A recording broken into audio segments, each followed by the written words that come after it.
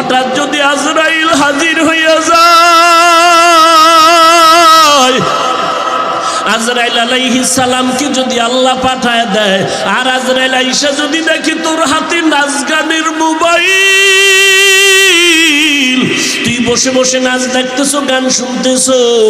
আজান হইতেছে, তোর গানের আওয়াজ বন্ধ হয় না, তোর নাটক বন্ধ হয় না, কত মেয়ের চরিত্রের উপরে আঘাত করতেছো, কত মানুষের জীবনটাকে দুনিয়ার থেকে বরবাদ করে দিয়েছো।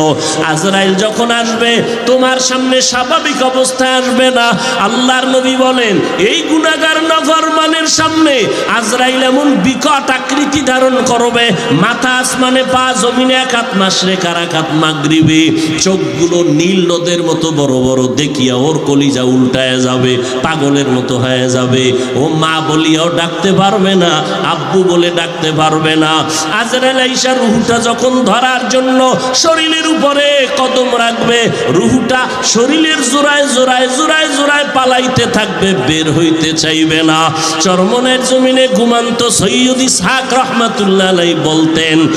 লাঠির আগায় আলকাতরা মাখিয়া তুলার মধ্যে বাড়ি দিলে তুলাগুলো যেমন লাঠির মধ্যে চলে আসে,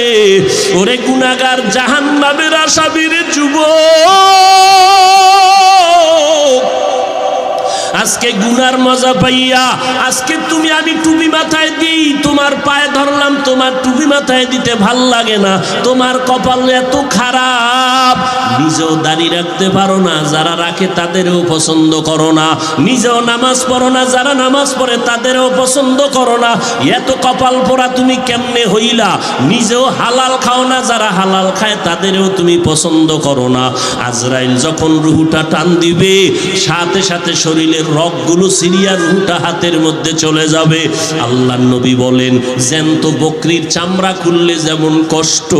এর থেকে শতগুণ কষ্ট বেশি হবে বেনামাজির জান কবজের সময়। অনেক সময় যারা মরণের মানুষের পাশে থাকেন, দেখছেন বেনামাজির জান কবজের সময় চোখ উল্টায় যায়, হাত পা বাঁকা হয়ে যায়, এর মাত্র কারণ আজরাইলের দেখিয়া সহ্য করতে পারে নাই। নবী বলেন, ওর জন্য আমার মাওলা জাহান্নাম বানায় রাখছি,